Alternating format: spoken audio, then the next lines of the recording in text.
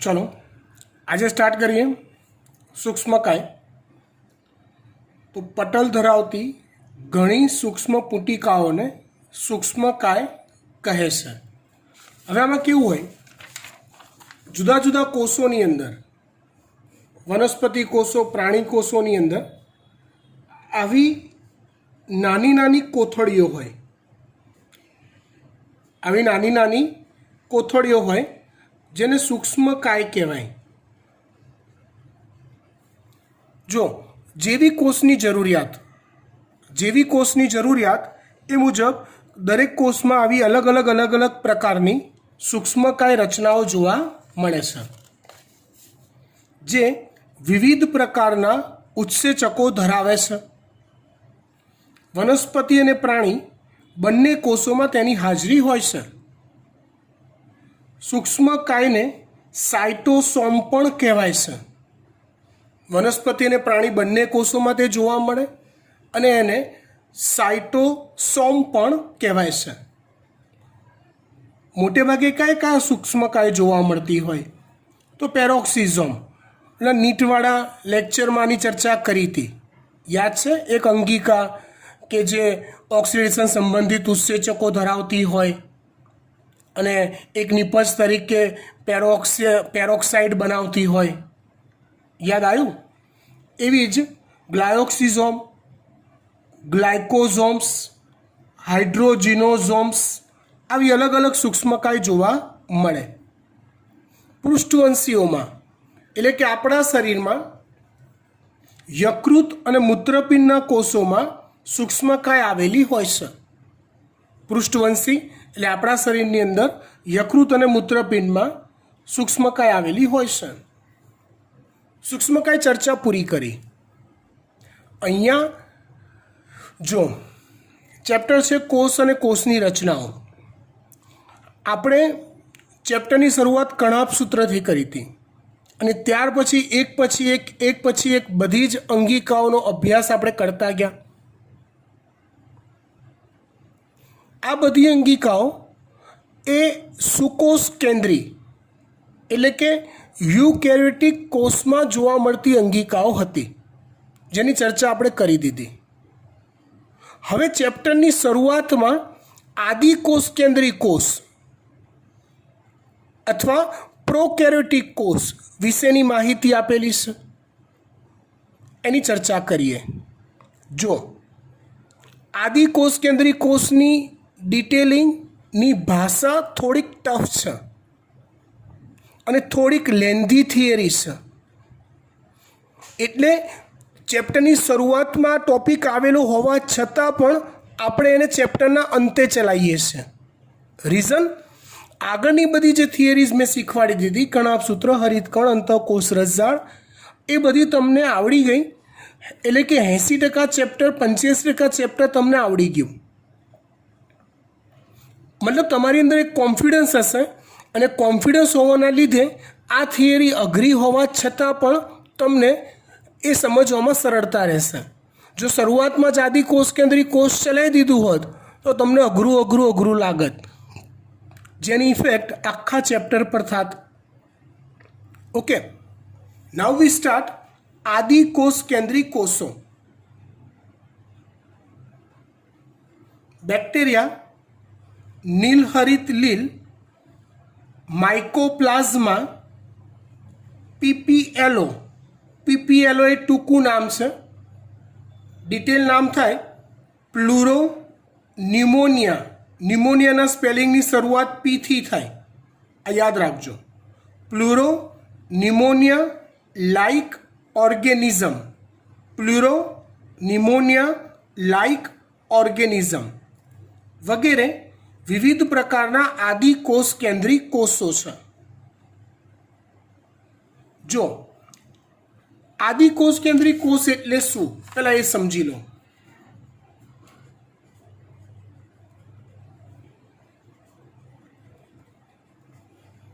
आदि कोष केंद्री कोष एटले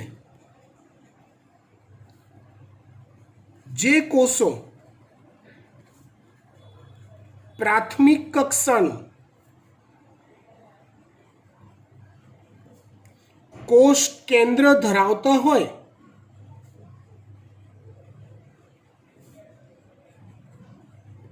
તેને આદિકોષ કેન્દ્રી કોષો કહેવાય. જે કોષો પ્રાથમિક કક્ષાનું કોષ કેન્દ્ર ધરાવતા હોય, સુવિકસિત કોષ કેન્દ્ર ન હોય, મતલબ પેલું કોષ કેન્દ્ર પટલ, કોષ કેન્દ્રિકા, રંગસૂત્રો જેવી વિશિષ્ટ રચનાઓ ન ધરાવતા હોય એવા કોષોને આદિકોષ કેન્દ્રી કોષો કહેવાય છે. એવા કોષોને આદિકોષ કેન્દ્રી કોષો કહેવાય છે. આદિકોષ કેન્દ્રી કોષો મુખ્યત્વે 3 જૂથમાં વહેંચી શકાય. આમ તો 2 જ જૂથ કહેવાય, પણ આપણે 3 જૂથ પાડીએ છીએ. એક છે બેક્ટેરિયા, બીજી છે સાયનોબેક્ટેરિયા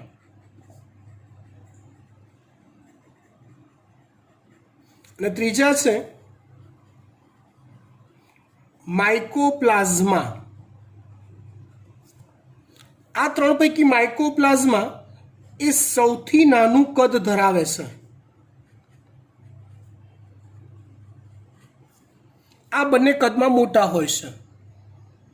ત્રણેયની કોમન ખાસિયત, ત્રણેયમાં સુવિકસિત કોષ કેન્દ્ર હોતું નથી, માટે આદિકોષ કેન્દ્રી કોષો કહેવાય. આ અત્યંત નાનું કદ ધરાવે.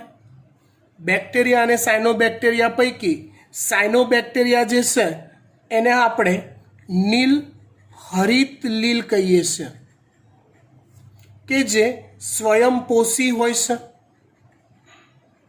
મતલબ કે પ્રકાશ સંશ્લેષણ કરી શકે છે, એટલે કે એને પ્રકાશ સંશ્લેષી બેક્ટેરિયા કહેવાય, સાયનોબેક્ટેરિયા, નીલહરિત લીલ. અને આ જે બેક્ટેરિયા છે એ કાં તો સહજીવી હોય, કાં તો રસાયણ સંશ્લેષી હોય. મતલબ કોઈક રસાયણનું સંશ્લેષણ કરતા હોય, પ્રકાશ સંશ્લેષણ ન કરે. અને કાં તો તે પરોપજીવી હોય. પરોપજીવી એટલે કોઈક યજમાનના શરીરના કોષોની અંદર તે પરોપજીવન ગાળતા હોય, એને પરોપજીવી કહેવાય. આટલું વેરિએશન આદિકોષ કેન્દ્રી કોષોમાં હોય. ડિટેલ ચર્ચા આપણે કરીશું આદિકોષ કેન્દ્રી કોષોની. ચોપડીમાં જે ચર્ચા આપી છે મોટા ભાગની આ ટાઈપની આપેલી છે, પણ આ બંનેની અને આ ત્રણેયની તમે જુઓ, ત્રણેયનું કાર્ય જુદું જુદું છે. આ ત્રણેય પણ બેઝિક રચના જે હોય ને એ ત્રણેયની એક સરખી હોય છે. આપણે બેઝિક રચનાની ચર્ચા કરવાની છે.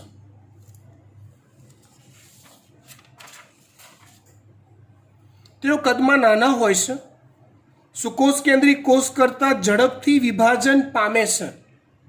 એક કોષી છે એટલે કોષ વિભાજન પામે એટલે પ્રજનન કર્યું કહેવાય. પોતાની સંખ્યા વધે એટલે. તમે પહેલા ચેપ્ટરમાં હું શીખી ગયા છો.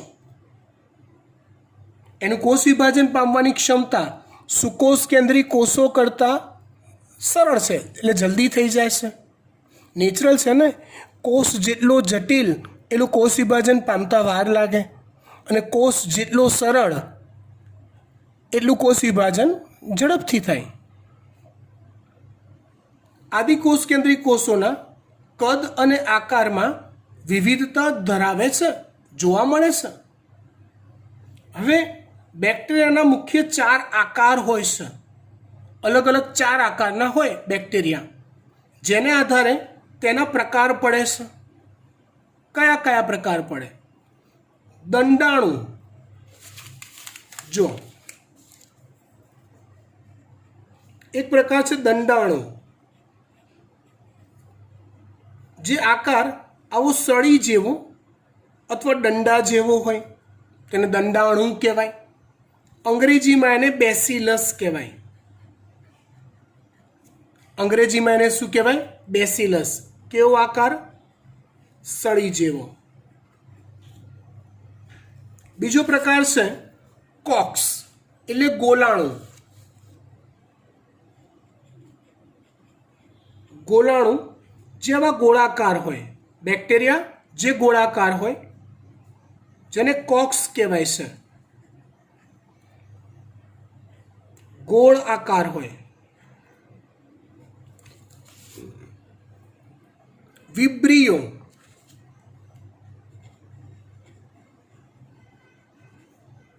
એટલે આવો કોમા શેપ હોય, આ રીતનો કોમા આકાર. અને ચોથો પ્રકાર છે સર્પાણુ. આવો ઝિગઝેગ આકાર હોય સાપ જેવો, જેને સ્પિરિલિયમ કહેવાય. આવા 4 અલગ અલગ આકારને આધારે બેક્ટેરિયાના પ્રકાર પડે છે. તમે મોટા ભાગના બેક્ટેરિયાનું નામ જુઓ ને તો નામની પાછળ એના આકારનો ઉલ્લેખ થઈ જ જાય છે. દાખલા તરીકે હું એમ કહું કે દહીંમાં રહેલા બેક્ટેરિયા કયા, તો તમને આવડે છે? લેક્ટોબેસિલસ. કયા બેક્ટેરિયા?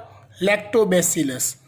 હવે નીટમાં તમને એવું પૂછે કે લેક્ટોબેસિલસનો આકાર કહો, તો ક્યાં એનો આકાર નથી આપ્યો, પણ એના નામમાં એનો આકાર આવી ગયો છે, પાછળ બેસિલસ છે.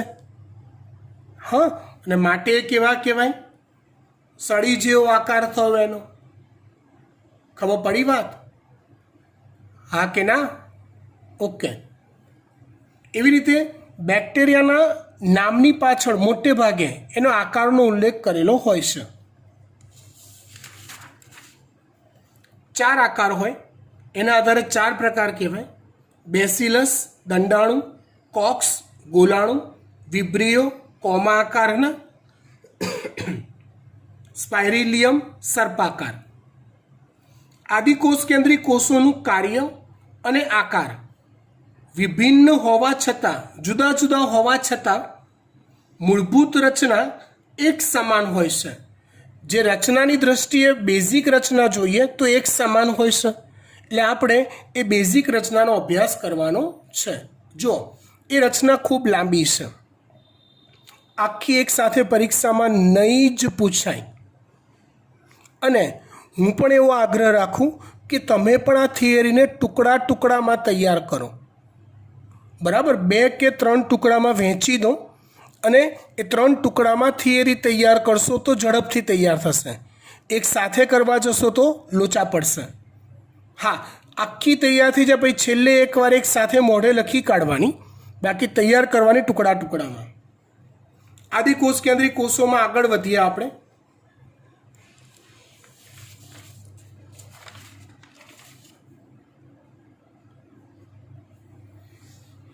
એની રચના તો બધા જ આદિકોષ કેન્દ્રી કોષમાં કોષરસ પટલની ફરતે કોષ દિવાલ આવેલી હોય છે. હું તમને આપણી ચોપડીમાં એની પ્રોપર આકૃતિ આપી નથી. હું એની આકૃતિ તમને એક રફ સ્કેચ બનાવીને આપું અને આકૃતિ પરથી આપણને રચના સમજવી સરળ રહેશે.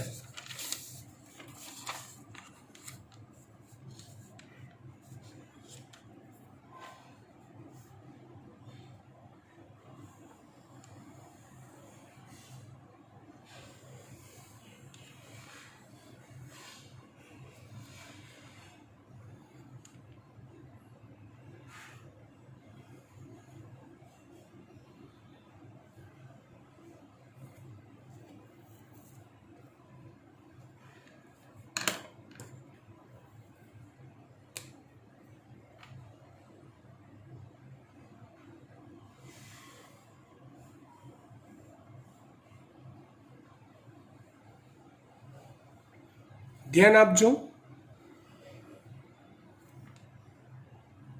તમારે આકૃતિ ફક્ત સમજવાની છે, કેમ કે ટેક્સ્ટ બુકમાં આપી નથી, માટે આપણે દોરવાની નહીં આવે એક્ઝામની અંદર.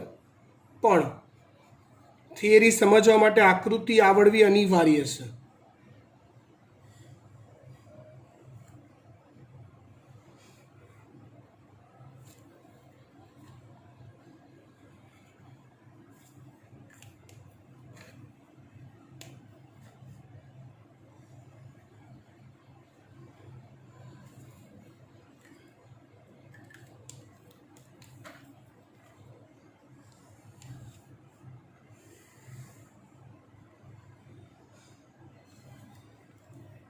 જો જેમ જેમ આપણે શીખતા જઈશું ને તેમ તેમ આકૃતિમાં નવું એડ કરતા જઈશું, એટલે શું બધું ભેગું ના થઈ જાય.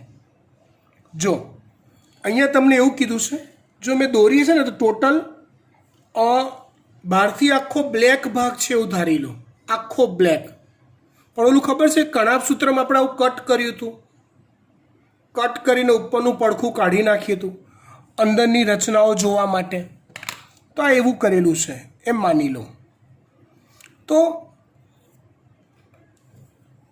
એની રચનામાં ટોટલ 3 સ્તર છે. સૌથી બહારનું જે છે ને બ્લેક કલરનું એ બાહ્ય આવરણ છે. એકચ્યુઅલી એ ગ્લાયકોકેલિક્સનું બનેલું છે, પણ હમણાં કહું આગળ આવશે ત્યારે ડિટેલ વાત કરું. વચ્ચે જે લાલ કલરનું દેખાય છે તમને, હા, એ લાલ કલરનું જે છે ને એ કોષ દિવાલ છે.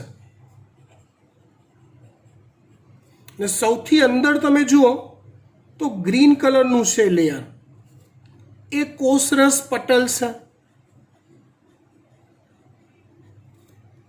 રાઈટ.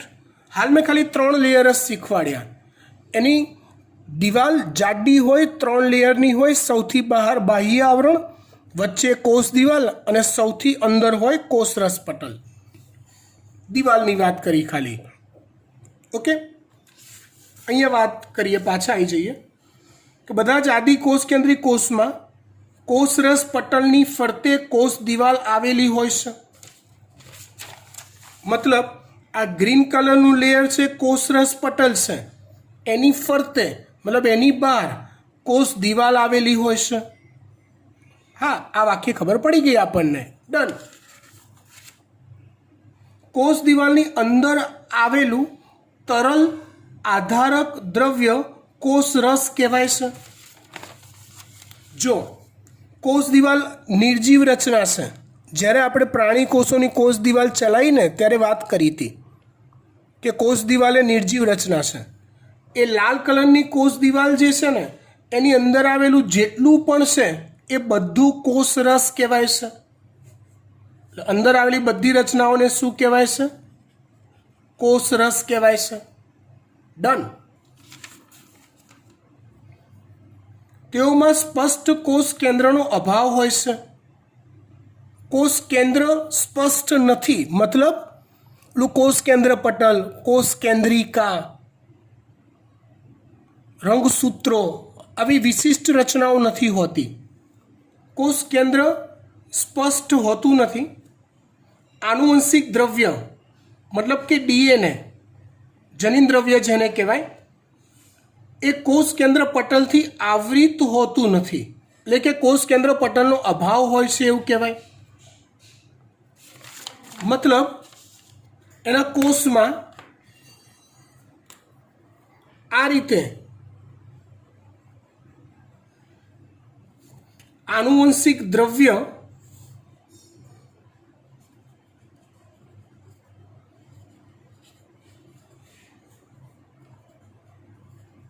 અથવા ડીએનએ અથવા જનીન દ્રવ્ય છૂટું હોય છે. કોષ કેન્દ્ર પટલ એને ઘેરીને આવેલું હોતું નથી. આગળ વાત કરીએ. ઘણા બેક્ટેરિયામાં આનુવંશિક ડીએનએ ઉપરાંત, એટલે જે કોષ કેન્દ્ર પટલથી આવૃત ન હોય એવો ડીએનએ જે હોય એ ઉપરાંત કોષરસમાં મુક્ત વલયાકાર ડીએનએ પણ જોવા મળે છે.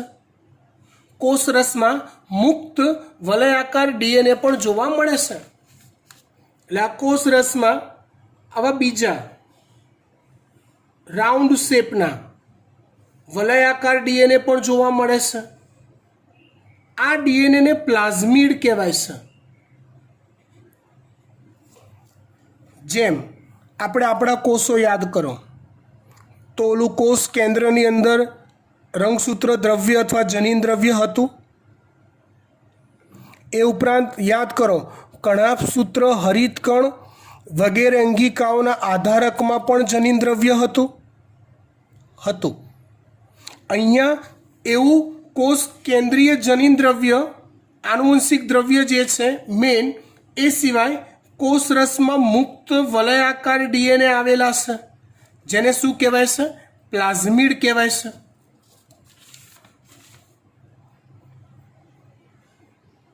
પ્લાઝમિડ બાહ્ય સ્વરૂપીય લક્ષણોનું નિયમન કરે છે.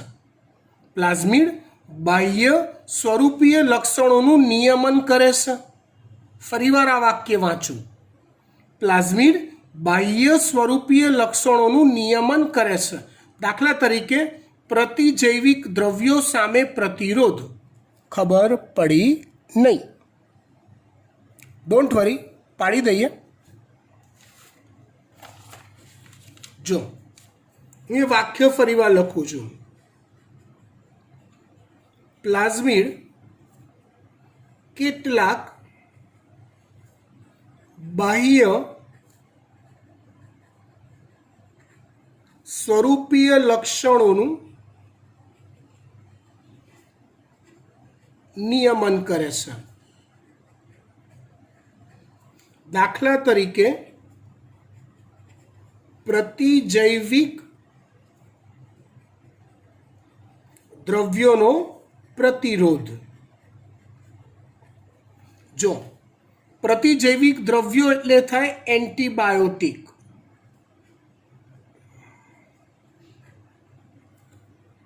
દ્રવ્ય એન્ટીબાયોટિક તમે દવા તરીકે લો છો? હા, જ્યારે ગુમડા થયા હોય, કોઈ ફોડલી થયો, મોટો પાક થયો હોય, કે ગળામાં ઇન્ફેક્શન થયું હોય, તે બધાની સારવારમાં, પેટમાં ઇન્ફેક્શન થયું હોય, તે બધાની સારવારમાં ડૉક્ટર આપણને એન્ટીબાયોટિક્સ લખી આપે છે. એ એન્ટીબાયોટિક્સનું ગુજરાતી થાય પ્રતિજીવક દ્રવ્ય. તો એન્ટીબાયોટિક્સ દ્રવ્યનો પ્રતિરોધ એટલે પ્રતિકાર. પ્રતિરોધ એટલે પ્રતિકાર. વાત ધ્યાનથી સમજવી પડશે. મજા આવે એ વાત છે, ધ્યાન આપજો. બેક્ટેરિયાના જીવનની બે સ્થિતિ હોય. બેક્ટેરિયાના જીવનની બે સ્થિતિ હોય, યાદ રાખો. એક એને અનુકૂળ સ્થિતિ અને બીજી એને પ્રતિકૂળ સ્થિતિ. જ્યારે બેક્ટેરિયાને અનુકૂળ સ્થિતિ મળે ત્યારે બેક્ટેરિયા ધરખમ પ્રજનન કરે, જેને આપણે ઇન્ફેક્શનનો ફેલાવો થયો એમ કહેવાય. સમજો, બરાબર બરાબર સમજો. હવે કેવું હોય સમજો. આ જે બાહ્ય આવરણ છે ને, બાહ્ય આવરણ એ ત્યારે પાતળું હોય કે જ્યારે અનુકૂળ પરિસ્થિતિ છે, કોઈ એને રોકવાવાળું નથી, બિંદાસ છે, પાર્ટી જલસા કરે છે, ત્યારે આ બાહ્ય આવરણ જે છે ને બ્લેક કલરનું એ પાતળું હોય. પાતળું હોય એટલે એનાથી એને બેનિફિટ શું થાય? તો કે કોષ વિભાજન જ્યારે કરવાનું હોય ને તો એ કોષ વિભાજનની પ્રક્રિયા ઇઝી થઈ જાય, સરળ થઈ જાય એકદમ. હવે બીજી એક સ્થિતિ આવે, પ્રતિકૂળ સ્થિતિ.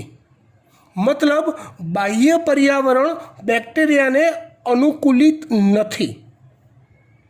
તો પ્રતિકૂળ પરિસ્થિતિમાં બેક્ટેરિયાએ પોતાનું રક્ષણ કરવું પડે.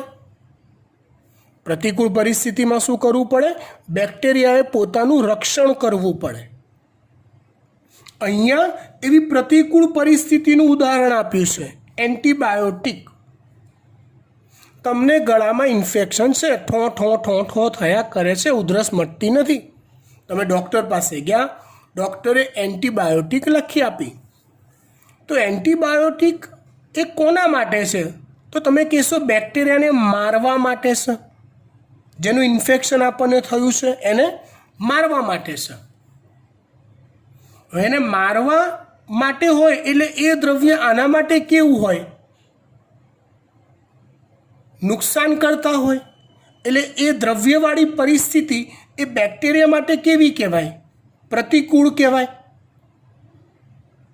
સમજણ પડી વાત? ડન. હવે આ બેક્ટેરિયા જ્યારે તમે એન્ટીબાયોટિક દ્રવ્ય લો છો ત્યારે આ જ બાહ્ય આવરણને સખત કરી દેશે. એકદમ કડક. પર્પઝ શું?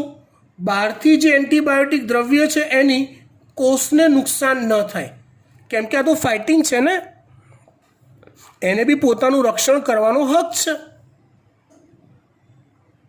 ઇન શોર્ટ, અનુકૂળ પરિસ્થિતિ હોય ત્યારે બાહ્ય આવરણ પતલું હોય, કોષ વિભાજન કરવામાં સરળતા રહે. પ્રતિકૂળ પરિસ્થિતિ હોય ત્યારે તે પોતાનું રક્ષણ કરવા માટે એ બાહ્ય આવરણ સખત કરી દે, એટલે એન્ટીબાયોટિક દ્રવ્યની એના પર અસર ન થાય. એ ટાઈમે પ્રજનન બંધ કરી દે, ખાલી રક્ષણ કરે. એટલે જ તો તમારે ક્યારે એન્ટીબાયોટિક દવાનો એક ગોળીનો કોર્સ ના હોય, કોર્સ લાંબો હોય. કેમ કે એકાદ ગોળી તમે લેશો તો એ તો આ પોતાનું કવચ આગળ ડેવલપ કરી સખત બનાવી બચી જશે. બહુ બધું ડીપમાં જતા રહ્યા, હવે પાછા આવી જાઓ. પ્રતિકૂળ પરિસ્થિતિ, કવચ સખત કરી દો. અનુકૂળ પરિસ્થિતિ, કવચ પાતળું કરી દો અને કોષ વિભાજન ચાલુ કરી દો. તો જરૂર પ્રમાણે આ કવચ જાડું પાતળું કરવું, તો એના માટેના જવાબદાર જનીન દ્રવ્ય પ્લાઝમિડમાં આવેલા હોય છે. કોઈક એન્ટીબાયોટિક દ્રવ્ય સામે કોષને રક્ષણ આપવું, કોઈક એન્ટીબાયોટિક દ્રવ્યથી કોષને બચાવવું, તો એના માટેના જવાબદાર જનીનો પ્લાઝમિડમાં આવેલા હોય છે. એની વધારે ડિટેલ વાત 12મા ધોરણમાં બાયોટેકનોલોજીમાં થશે. રાઈટ. અત્યારે વાત આમ તો કરી શકાય એવી છે, પણ એટલી ડીપ થઈ જશે કે આ થિયરી અધૂરી રહી જશે. એટલે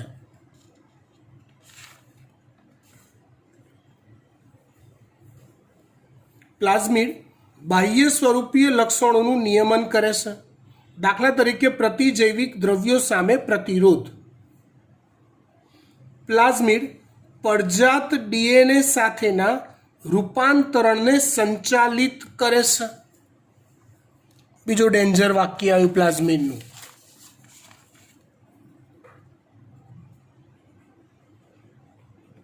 પ્લાઝમિડ પડજાત ડીએનએ, જો પ્લાઝમિડ પડજાત ડીએનએ સાથેના રૂપાંતરણને સંચાલિત કરે છે. સાથેના રૂપાંતરણને સંચાલિત કરે છે. મતલબ શું? તો તમે કદાચ સાંભળ્યું હશે કે જીનેટિક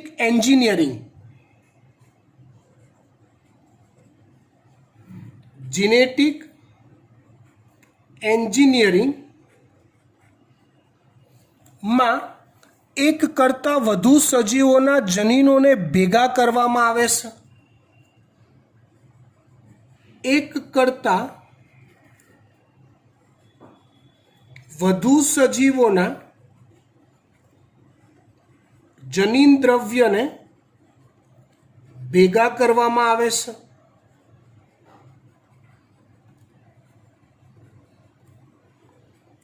હવે જે આ પ્રક્રિયા છે ને, એ પ્રક્રિયાને રીકોમ્બિનન્ટ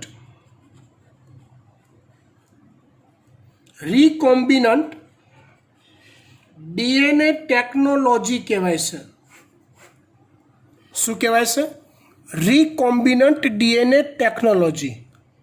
તો એક કરતાં વધુ સજીવોના ડીએનએ ભેગા કરીને જે ટેકનોલોજીનો ઉપયોગ થાય, એ ટેકનોલોજીમાં પ્લાઝમિડ ઉપયોગી થાય છે.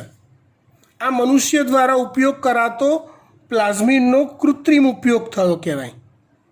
સમજ પડી વાત? એટલે પ્લાઝમિડ આવા કામમાં પણ આવે છે, જીનેટિક એન્જિનિયરિંગના પ્રયોગો કરવા માટે.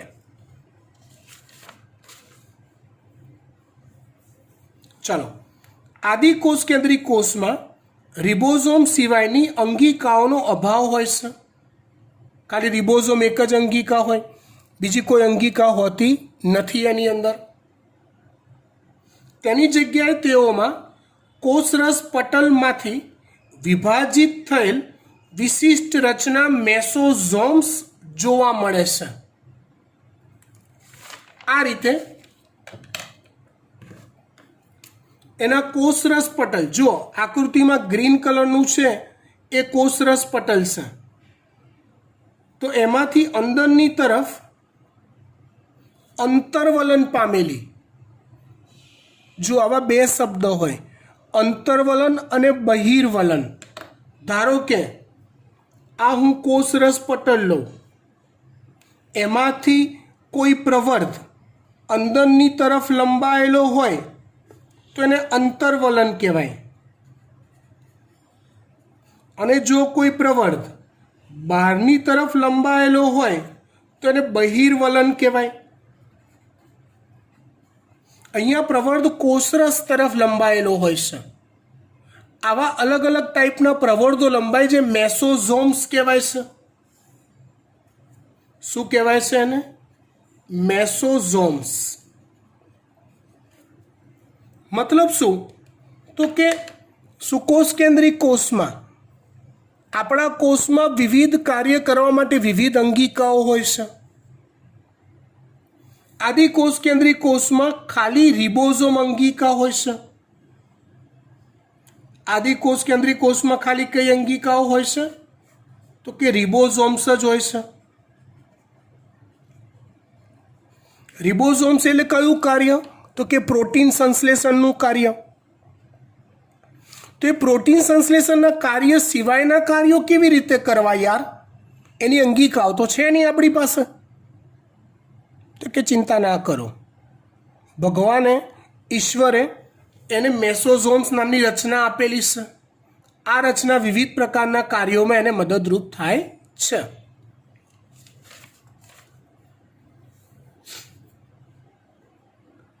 તે આદિકોષ કેન્દ્રી કોષની લાક્ષણિકતા છે. મતલબ આ રચના ફક્ત આદિકોષ કેન્દ્રી કોષોમાં જ જોવા મળે છે. મેસોઝોમ્સ. મેસોઝોમ કોષરસ પટલનું આવશ્યક અંતર્વલન છે. અંતર્વલન શબ્દ હમણાં જ મેં સમજાયો, બરાબર. રચનાવાળી જે બેઝિક વાત છે પૂરી થઈ. ત્યાર પછી હવે વાત કરીએ કોષીય આવરણ અને તેનું રૂપાંતરણ. શેની વાત કરીએ? કોષીય આવરણ અને તેનું રૂપાંતરણ. મતલબ આ ત્રણ જે આવરણ કીધા ને, સૌથી બહારનું આવરણ, કોષ દિવાલ અને કોષરસ પટલ, આ ત્રણેયની ડિટેલમાં ચર્ચા કરીએ. ઓકે. કોષીય આવરણ. તો બેક્ટેરિયાના કોષોમાં એક જટિલ રાસાયણિક કોષીય આવરણ જોવા મળે છે. જટિલ રાસાયણિક કોષીય આવરણ જોવા મળે છે. આ કોષીય આવરણ મજબૂત રીતે બંધિત એવી ત્રિસ્તરીય સંરચનાનું બનેલું છે. ત્રિસ્તરીય એટલે 3 સ્તર અહીંયા કીધા એનું બનેલું હોય છે. Next page.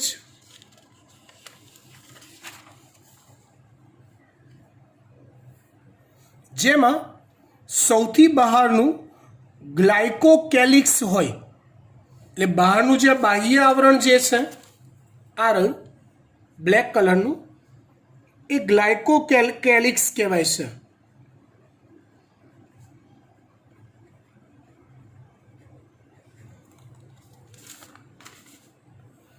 જેના પછી ક્રમશઃ કોષ દિવાલ અને કોષરસ પટલ સમજાવી દીધું છે, એટલે આમાં હવે ઘૂસતા નથી. આ ત્રણેય સ્તરો સંયુક્ત રીતે રક્ષણાત્મક આવરણ રચે છે. આ ત્રણેય ભેગા મળીને રક્ષણનું કાર્ય કરે છે, એક રક્ષણાત્મક આવરણ રચે છે. હવે ગ્રામ નામના વૈજ્ઞાનિકે, ગ્રામ એ ઓલું 1 ગ્રામ 2 ગ્રામ 5 ગ્રામ નથી, આ વૈજ્ઞાનિકનું નામ છે. ગ્રામ નામના વૈજ્ઞાનિકે એક અભિરંજક બનાવ્યો હતો. બેક્ટેરિયાને ઓળખવા માટે કેટલાક બેક્ટેરિયા એવા હોય કે જે ગ્રામ અભિરંજકને શોષી લે અને શોષી લે એટલે રંગ આપે, રંગીન થઈ જાય. કેટલાક બેક્ટેરિયા એવા હોય કે જેનું આજે બાહ્ય આજે 3 આવરણ કીધા ને, કોષીય આવરણો, એ ગ્રામ અભિરંજકને ના શોષે. ના શોષે મતલબ એના રંગમાં કોઈ ફરક ના પડે. તો આને આધારે બેક્ટેરિયાના 2 પ્રકાર પાડ્યા. જે બેક્ટેરિયા ગ્રામે આપેલા અભિરંજકનું શોષણ કરી રંગીન થાય એને કહેવાય ગ્રામ પોઝિટિવ. અને જે બેક્ટેરિયા અભિરંજકનું શોષણ ના કરે અને રંગ એવો ને એવો જ રાખે એને કહેવાય ગ્રામ નેગેટિવ.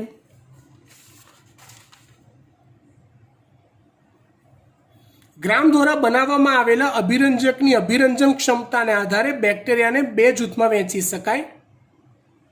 જે અભિરંજકને શોષીને રંગ આપે તે ગ્રામ પોઝિટિવ, અને જે અભિરંજકને ન શોષે, રંગ ના આપે તે કહેવાય ગ્રામ નેગેટિવ. ચલો 3 સ્તરની વાત કરવાની છે આપણે. પહેલું સ્તર છે ગ્લાયકોકેલિક્સ, બહારનું બ્લેક કલરનું ગ્લાયકોકેલિક્સ. તો ગ્લાયકોકેલિક્સ જુદા જુદા બેક્ટેરિયામાં બંધારણ અને જાડાઈમાં જુદું જુદું હોય છે. એનું બંધારણ જુદું જુદું હોય, એની જાડાઈ જુદી જુદી હોય છે. કેટલાક બેક્ટેરિયામાં તે શિથિલ, શિથિલનો અર્થ થાય પાતળું, શિથિલ સ્તર સ્વરૂપે જોવા મળે છે, જેને શ્લેષ્મ સ્તર કહે છે. કેટલાકમાં તે શિથિલ સ્તર સ્વરૂપે જોવા મળે, જેને શ્લેષ્મ સ્તર કહે છે.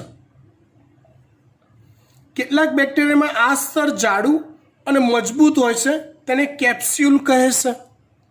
મતલબ વાત ખબર પડી ગઈ? આગળ મેં સમજાવ્યું એ, જો એ જાડું અને મજબૂત બને, ક્યારે મજબૂત બન્યું હોય? પ્રતિકૂળ પરિસ્થિતિ હોય ત્યારે એને કેપ્સ્યુલ કહેવાય. અને પતલું ક્યારે હોય? અનુકૂળ પરિસ્થિતિ હોય ત્યારે એને શું કહેવાય? શ્લેષ્મ સ્તર કહેવાય. સમજી ગયા? ડન. બીજું છે કોષ દિવાલ. તે કોષનો આકાર નક્કી કરે છે અને મજબૂત બંધારણીય રચના પ્રદાન કરે છે, જે બેક્ટેરિયાને તૂટવા તેમજ પતન થવાથી અટકાવે છે. બેક્ટેરિયાને તૂટવા નથી દેતું અને એનો નાશ થતાં રોકે છે. પ્રોટેક્ટિવ લેયર છે કોષ દિવાલ. ત્રીજું અને સૌથી અગત્યનું કોષરસ પટલ.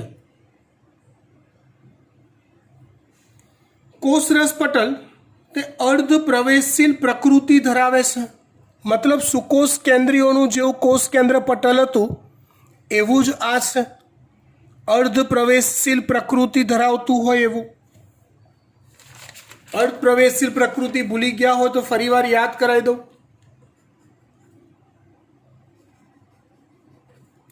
અર્ધ પ્રવેશશીલ અથવા પસંદગીમાન પ્રવેશશીલ એક જ થાય. અર્ધ પ્રવેશશીલ એટલે શું?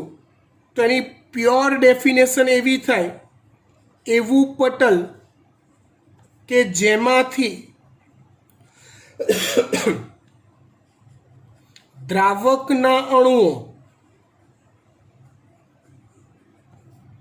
પસાર થાય અને દ્રાવ્યના અણુઓ પસાર ન થાય.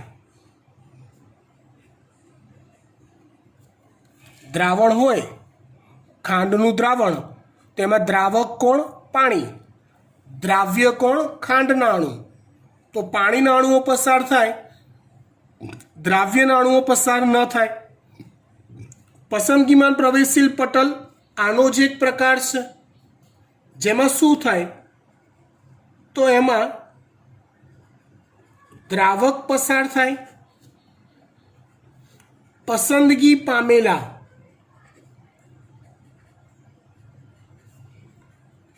દ્રાવ્ય પણ પસાર થાય અને પસંદગી ન પામેલા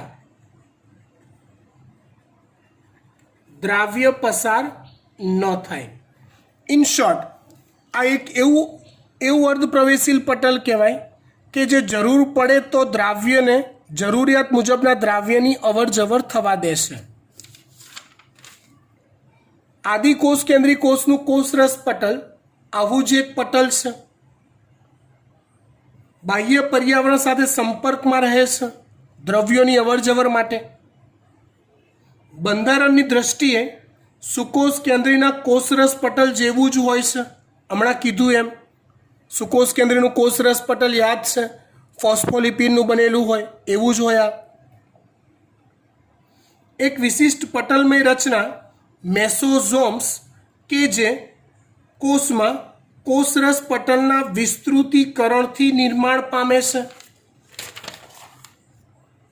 કોષરસ પટલના વિસ્તૃતીકરણથી, અંદરની તરફના વિસ્તૃતીકરણથી એક આવી રચના વિકાસ પામે છે જેને મેસોઝોમ કહેવાય છે.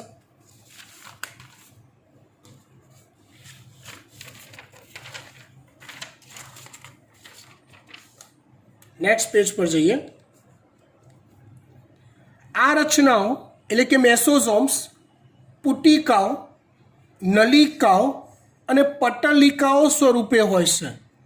પુટિકા એટલે કોથળી, નલિકા એટલે પાઇપ અને પટલિકા એટલે પટલ ધરાવતી અનિયમિત રચના.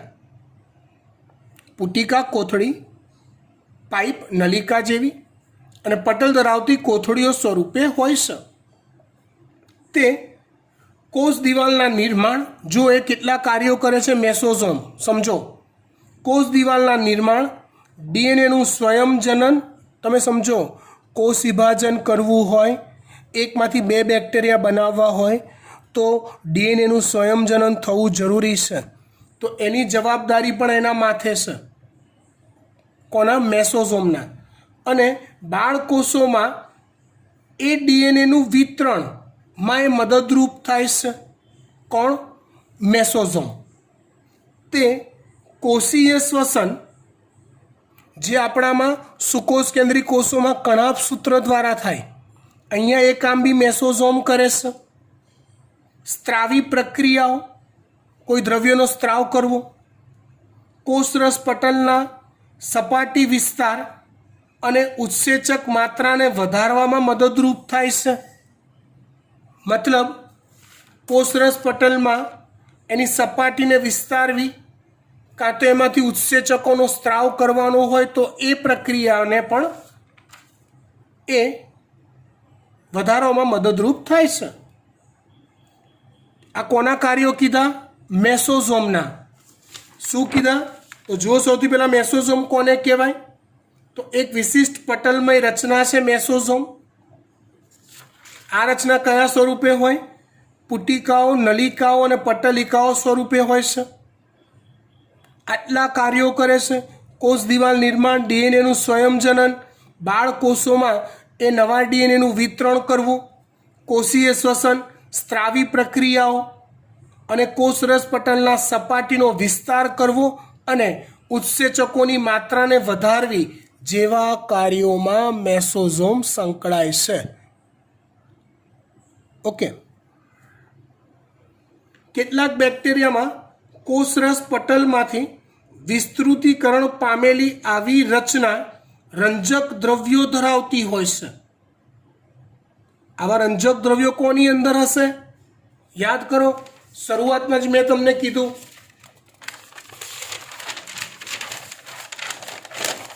સાયનોબેક્ટેરિયામાં હશે, નીલહરિત લીલમાં.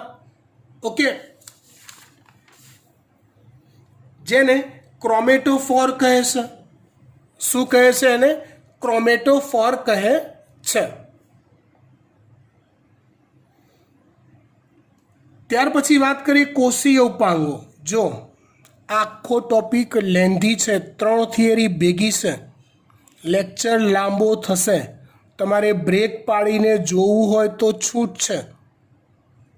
રાઈટ, એક સાથે જોઈ લો અને ટુકડા ટુકડામાં તૈયાર કરો તો પણ છૂટ છે. બરાબર.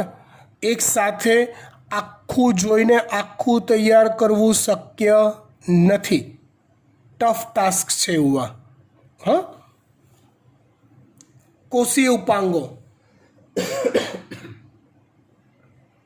મતલબ બેક્ટેરિયામાં જોવા મળતા ઉપાંગ. તો બેક્ટેરિયલ કોષો કાં તો ચલિત હોય કાં તો અચલિત હોય. મતલબ એ કાં તો પ્રચલન કરી શકે તેવા હોય કાં તો સ્થિર હોય. જો ચલિત હોય તો તેઓની કોષ દિવાલ પરથી પાતળી તંતુમય રચના ઉદ્ભવે છે, જેને કશા કહે છે.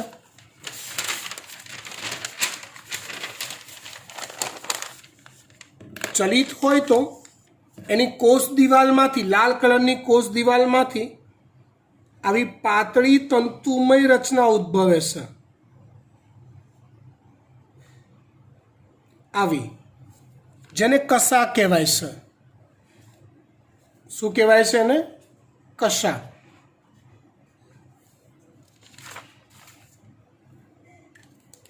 જુદા જુદા બેક્ટેરિયામાં કશાની ગોઠવણી અને સંખ્યા જુદી જુદી હોય છે. એક કશા હોય, બે કશા હોય, બે કરતાં વધારે કશા પણ હોય. કશા 3 ભાગોની બનેલી હોય છે: તંતુ, અંકુશ અને તલકાય. કશાનો જે લાંબો ભાગ છે, હલનચલન કરી શકે એવો, એને તંતુ કહેવાય. આ ભાગને અંકુશ કહેવાય અને જ્યાંથી ઉદ્ભવે છે એ ભાગને તલકાય કહેવાય. તંતુ, અંકુશ, તલકાય. તંતુ કોષથી બહારની તરફ લંબાયેલી સૌથી લાંબી રચના છે. ચલો, અંકુશ અને તલકાયની ડિટેલ ચોપડીમાં આપી નથી, મેં તમને સમજાવી. કશા સિવાય, કશા તો હોય જ, જો ચલિત હોય તો હોય, અચલિત હોય તો કશા ના હોય. કશા સિવાય પીલી અને ફિમ્બ્રી પણ બેક્ટેરિયાની સપાટીય રચનાઓ છે. કશા સિવાય પીલી અને ફિમ્બ્રી આવી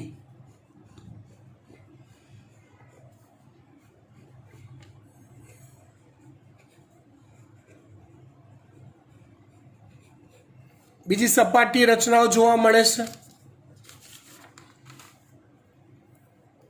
પરંતુ તે પ્રચલનમાં કોઈ ભાગ ભજવતી નથી. એની મદદથી બેક્ટેરિયા પ્રચલન ના કરી શકે. પીલી એ લંબાયેલ નળાકાર સંરચના છે, લાંબી નળાકાર રચના છે, વિશિષ્ટ પ્રોટીનની બનેલી હોય છે. ફિમ્બ્રી એ સૂક્ષ્મ તંતુમય રચના છે, તે પથ્થર તેમજ યજમાન પેશી સાથે ચોંટવામાં મદદરૂપ થાય છે. એટલે જે બેક્ટેરિયા સ્થાયી હોય એને પથ્થર પર ચોંટવું હોય, કાં તો આપણા ગળામાં ઇન્ફેક્શન કરવા સ્વરપેટીના કોષોમાં ચોંટવું હોય, તે ચોંટવા માટે આ રચના એને મદદરૂપ થાય છે, ફિમ્બ્રી. સમજ્યા વાત? ઓકે.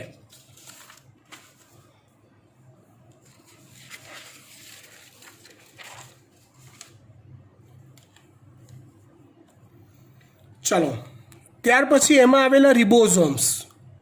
અંગિકા તરીકે ખાલી રિબોઝોમ્સ જ હોય છે, એની વાત કરીએ તો આદિકોષ કેન્દ્રિક કોષમાં રિબોઝોમ્સ કોષરસ પટલ સાથે સંકળાયેલા હોય છે, જે 15 થી 20 નેનોમીટર સુધીનું કદ ધરાવે છે. 50S, એસ એટલે સ્વેટબર્ગ, જે આપણે જોઈ ગયા છે રિબોઝોમ ચલાવ્યું ત્યારે. 50S અને 30S એવા 2 એકમ જોડાઈને 70S રિબોઝોમ બનાવે છે. આ બી વાત તમને જો ખબર હોય તો કહી દીધું હતું રિબોઝોમ વખતે.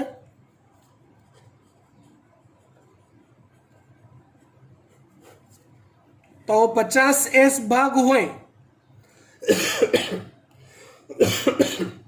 અને આવો 30S ભાગ હોય.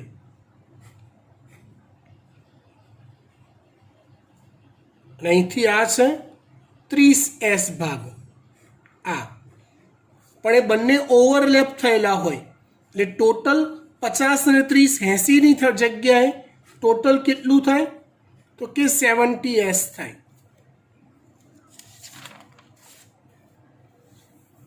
70s રિબોઝોમ્સ બનાવે છે. રિબોઝોમ પ્રોટીન સંશ્લેષણનું કાર્ય કરે છે. હવે પ્રોટીન સંશ્લેષણની ક્રિયામાં થતું એવું હોય કે ડીએનએમાંથી એમઆરએનએ બને અને એ એમઆરએનએ આવા રિબોઝોમ પર ગોઠવાય અને એમઆરએનએ પર જે જનીન સંકેત હોય એ મુજબ પ્રોટીનનું સંશ્લેષણ રિબોઝોમ પર થાય. આ રીતે પ્રોટીન સંશ્લેષણ રિબોઝોમ કરે. પણ ક્યારેક એવું હોય બેક્ટેરિયામાં એક એમઆરએનએ પર આવા એક કરતાં વધુ રિબોઝોમ સંકળાયેલા હોય તો આ રચનાને પોલિસોમ અથવા પોલીરિબોઝોમ કહેવાય છે. આ રચનાને શું કહેવાય છે? પોલિસોમ કે પોલીરિબોઝોમ કહેવાય છે. ભાષાંતર દ્વારા એમઆરએનએની મદદથી પ્રોટીન નિર્માણ થાય છે. ભાષાંતર એટલે જે જનીન સંકેતો હોય એનું પ્રોટીન સ્વરૂપમાં ભાષાંતર કરવું, સંકેતનું ટ્રાન્સલેશન કરવું. એટલે કયો પ્રોટીન બનવો હોય સાંકેતિક ભાષામાં હોય એમઆરએનએ પર ડિટેલમાં આપણે 12માં આવશે અને એનું ટ્રાન્સલેશન થઈને પ્રોટીન બને સંકેતો ઓળખીને રિબોઝોમ પર. ત્યાર પછી છેલ્લો પોઈન્ટ સૂક્ષ્મકાય રચનાઓ, જે સુકોષ કેન્દ્રીમાં બી હમણાં જ જોઈએ આપણે આગળ આજના લેક્ચરની શરૂઆતમાં. જો સૂક્ષ્મકાય એવી અહીંયા આદિકોષ કેન્દ્રીમાં આવેલી સૂક્ષ્મકાય રચનાઓ. તો આદિકોષ કેન્દ્રી કોષના કોષરસમાં આરક્ષિત દ્રવ્યો સૂક્ષ્મકાય રચનાઓ સ્વરૂપે સંચય પામે છે. આરક્ષિત દ્રવ્યો એટલે જે સાચવી રાખવાના હોય એવા દ્રવ્યો. આવી રચનાઓ કોઈ પણ પટલ વડે ઘેરાયેલ હોતી નથી. કોષરસમાં મુક્ત સ્વરૂપે જોવા મળે છે. એના ઉદાહરણ આપ્યા છે ફોસ્ફેટ કણિકાઓ, સિયાનોફાઇસિન કણિકાઓ, ગ્લાયકોજન કણિકાઓ અલગ અલગ સૂક્ષ્મકાય છે. નીલહરિત લીલ, જાંબલી અને હરિત પ્રકાશ સંશ્લેષી બેક્ટેરિયામાં આ ત્રણેયમાં જાંબલી બેક્ટેરિયા બી આવે છે અને હરિત પ્રકાશ સંશ્લેષી બેક્ટેરિયા પણ આવે છે. માં વાયુયુક્ત રસધાનીઓ પણ જોવા મળે છે. મતલબ એવી સૂક્ષ્મકાય રચના કે જેમાં વાયુ ભરેલા હોય એને રસધાની, વાયુયુક્ત રસધાની પણ કહેવાય છે. અહીંયા આદિકોષ કેન્દ્રી કોષની રચના પૂરી થાય છે. ચેપ્ટરમાં આગળ કેટલીક બેઝિક વાત છે. વૈજ્ઞાનિકોએ કરેલી શોધ, એનો ફાળો, એ એકાદ સવા પેજ છે. એ તમારે જાતે જોવાનું છે. એમાં કોઈ ચોક્કસ સમજવા જેવી વાત નથી, પણ તૈયાર કરવું પડશે MCQ માટે. પણ એ આપણે એને લેક્ચરનો પાર્ટ નથી બનાવતા. એને એ તમારે જોવાનું. કંઈક ડાઉટ હોય તો મને પર્સનલમાં મેસેજ કરીને પૂછી લેવાનું. હવે તમારી નેક્સ્ટ વીકમાં એકાદ એક્ઝામ આવશે, કેમ કે મારું એક ચેપ્ટર પતી ગયું છે, મેમનું બી પૂરું થઈ ગયું છે. હવે નેક્સ્ટ ચેપ્ટર આપણે સ્ટાર્ટ કરીશું આના પછીનું. બરાબર? Okay, by.